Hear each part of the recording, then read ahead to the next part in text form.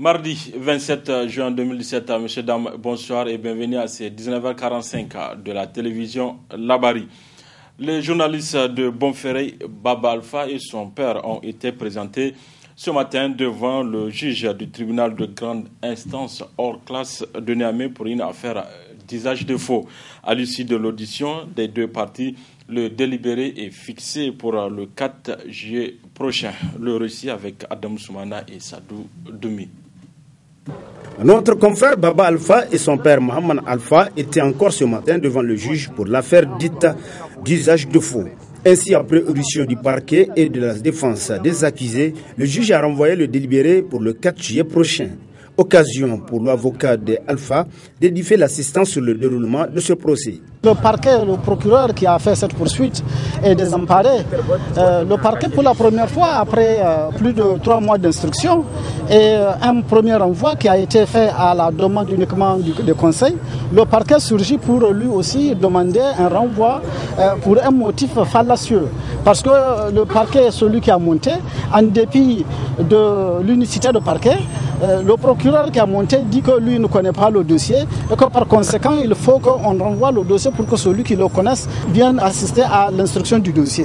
C'est une aberration lorsqu'on sait que le parquet est indivisible. Et si le parquet est indivisible, le parquet qui a poursuivi ne peut pas arguer de motifs fallacieux nouveaux sans fondement pour demander le renvoi.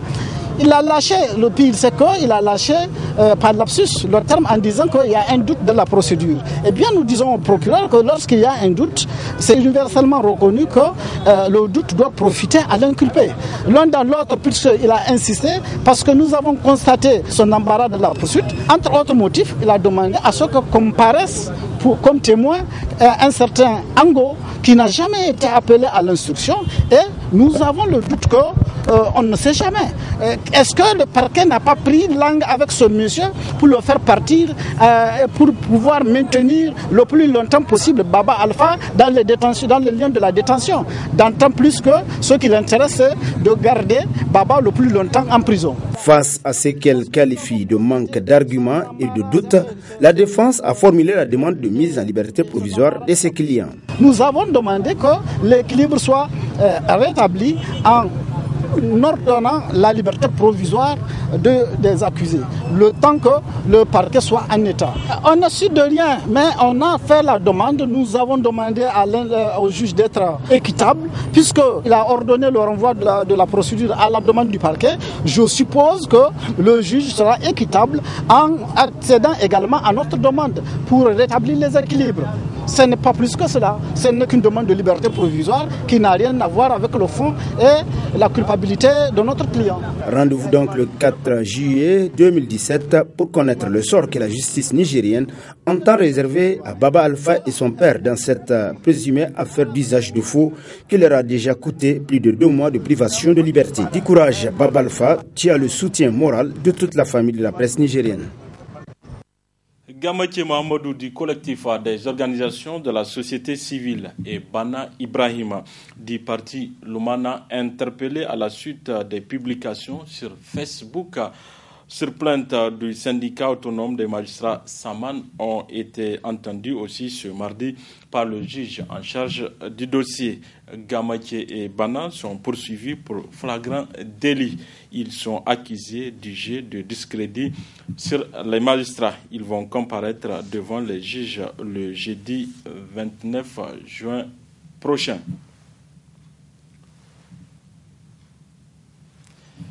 À quand le début de l'exploitation de la mine d'Imouraren? Difficile à répondre à cette question avec la remise en cause par Areva des premiers tests effectués sur la qualité de minerais. Une nouvelle donne qui suscite des réactions des acteurs de la société civile et c'est actif dans le domaine des industries extractives. Le reportage de Hassan Saleh Mustafa. Dès le début, l'octroi du gisement d'Imouraren à Areva pour exploitation a été condamné de vive voix par plusieurs acteurs et structures intervenant dans le secteur minier au Niger. C'est l'exemple de l'ONG Agri-Imen pour qui cette annonce n'est pas une surprise. Depuis le démarrage d'Imararan, nous on a toujours dit que l'Imararan c'est de n'importe quoi. Quand vous criez Imararan c'est méga quoi. On sait que c'est pas possible, l'IMU ne peut pas démarrer maintenant, on n'en a pas besoin de cet uranium-là actuellement. Maintenant, aujourd'hui, on parle de la faible teneur, sous-estimation, etc., etc.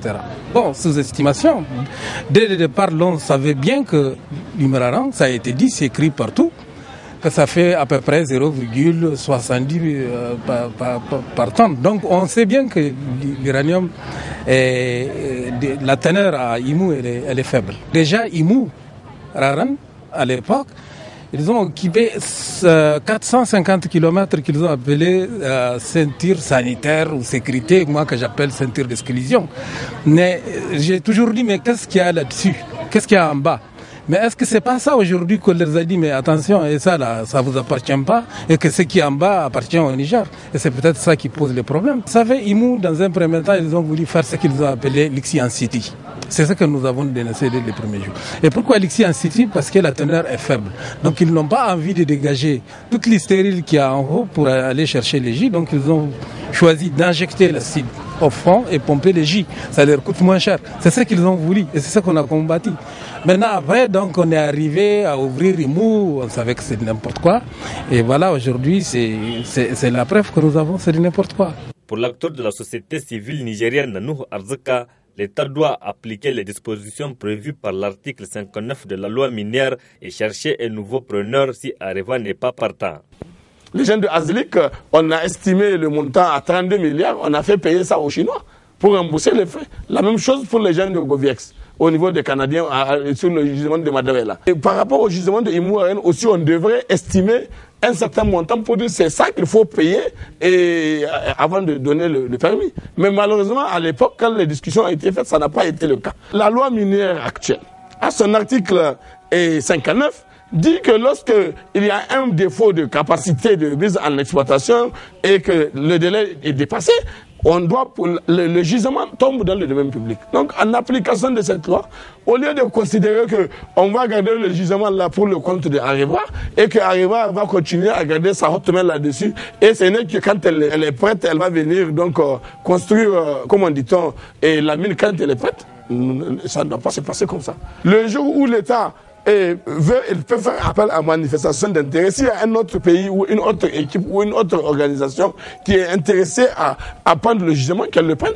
Après la pose de la première pierre des travaux de cette mine d'Imouraran en 2009, des centaines de jeunes Nigériens avaient été recrutés avant d'être licenciés par la suite et l'exploitation reportée au calendrier grec. Le mouvement d'action des jeunes de l'association nigérienne pour le bien-être familial a remis officiellement aux députés nationaux et à la ministre de la Population un argumentaire sur l'égalité des chances et les questions sur la révision des textes rehaussant l'âge du mariage de la jeune fille. Le compte-rendu de cette cérémonie avec Nafisa Hassan et Nasser Seydou. Remettre un argumentaire aux députés nationaux et à la ministre de la Population sur l'égalité des chances et les questions sur les révisions des tests rehaussant l'âge du mariage de la jeune fille, c'est l'objectif de cette tournée du mouvement d'action des jeunes de l'association nigérienne pour le bien-être familial, MAJ-ANBF. Une tournée qui rentre dans le cadre de la commémoration de la journée africaine de l'enfant. L'appel que nous voulons lancer vraiment, c'est par rapport aux partenaires en primo d'abord. Non, l'État d'abord. Il faut que l'État sente ça parce que là, c'est quelque chose que nous sommes en train de faire. Et sans l'appui de l'État, les partenaires ne peuvent plus appuyer comme il le faut. Et en deuxième position, c'est par rapport aux honorables députés qui sont en charge aussi par rapport à la question. Et en troisième position, c'est pour passer aussi les messages par rapport aux partenaires, de long comme de près, de nous recevoir par rapport toujours à la lutte contre le mariage des enfants, le mariage précoce. Nous sommes une organisation à but non lucratif. Nous sommes un organisme de jeunesse, donc un mouvement en quelque sorte. C'est ce qui nous pousse vraiment à s'investir beaucoup dans la jeunesse parce que nous, on s'est dit qu'il y a quelque chose parfois qui implique la jeunesse à aller vers un but bien déterminé. Raison pour laquelle nous nous sommes engagés vraiment à prendre le devant. Et vous avez vu aujourd'hui, face vraiment à cette situation, les jeunes sont là en train de nous accompagner par rapport à la question. Le Niger étant l'un des pays de l'Afrique de l'Ouest ayant ratifié la Convention internationale relative aux droits des enfants le 3 septembre 1990, devrait ainsi continuer à défendre en garantissant les droits des enfants et surtout celles de la jeune fille. La ville de Niamey est confrontée à un véritable problème d'assainissement, surtout par rapport aux déchets plastiques qui occupent toute la capitale. Une situation qui n'est guère appréciable et la conséquence de l'insouciance de la population. C'est dans un reportage signé Ismaël Moumouni. Véritable dépotoir de déchets plastiques, c'est malheureusement une dure et triste réalité de la ville de Niamey. En témoignent ces plastiques qu'on observe un peu partout, surtout dans les marchés. Cette situation d'insalubrité résiduelle de la capitale n'est que le reflet du comportement de ses habitants. C'est une situation déplorable parce qu'on sait que les efforts fournis par les autorités pour essayer d'assainir la ville. Et maintenant, après vraiment cette ferveur de la fête, quand même, les citoyens doivent prendre à bras le corps pour assainir les milieux. Mais malheureusement, on est en train de voir que c'est comme si chaque jour qui passe, on est en train de devenir sale. Chaque jour qui passe, le Nigérian, c'est comme si il se plaît dans cette saleté. Il jette à tort et à travers les sachets plastiques, à tort et à travers des pots de bananes ou bien d'autres saletés qui ne vraiment pas augurent de lendemain meilleur pour notre assainissement. Ça fait mal. Quand vous voyez les autres capitales, on ne peut pas avoir des comportements dans les autres capitales. Mais pourquoi au Niger? Mais pourquoi on se laisse dans une complaisance qui ne peut pas apporter un lendemain meilleur pour notre pays? C'est pas intéressant, il faut que la population se remette en cause dans ce sens. Et chacun, quand tu vois quelqu'un jeter un sachet plastique, il faut lui interdire cela afin qu'on puisse véritablement lutter contre ce fléau. La sphère de salubrité est une affaire de tous. Si la population s'y met, les autorités sont obligées d'emboîter le pas afin que notre capitale puisse ressembler aux autres capitales de la sous-région. L'État ne peut contribuer qu'accompagner s'il y a des efforts qui sont en train d'être faits. Si vous ne fournissez pas d'efforts, l'État ne peut pas vous accompagner. Mais si vous fournissez un effort pour assainir votre milieu, l'État est obligé de vous accompagner. Donc la population doit se remettre en cause pour dire que cette question-là, ce n'est pas une question de l'État, c'est pour moi-même. C'est pour nous-mêmes, citoyens de cette population, nous devrons faire ce combat ensemble. Ensuite, l'État est obligé d'accompagner. Et quand vous voyez l'État en train d'accompagner les autres structures-là, c'est parce que ces structures ont eu à faire quelque chose avant d'être accompagnée. Donc c'est la même chose. L'État ne peut pas à elle seule d'un coup dire qu'elle va booster cela. Non, c'est la population d'abord et ensuite l'État suivra et est obligé de mettre les moyens et le mécanisme pour assainir véritablement ces endroits. Il n'est jamais tard pour bien faire. Notre capitale peut être belle et bien propre si la population s'y met en faisant preuve de civisme. Voilà, messieurs, dames, c'est tout pour ces 19h45 de la télévision Labari. Merci à vous de l'avoir suivi. Au revoir.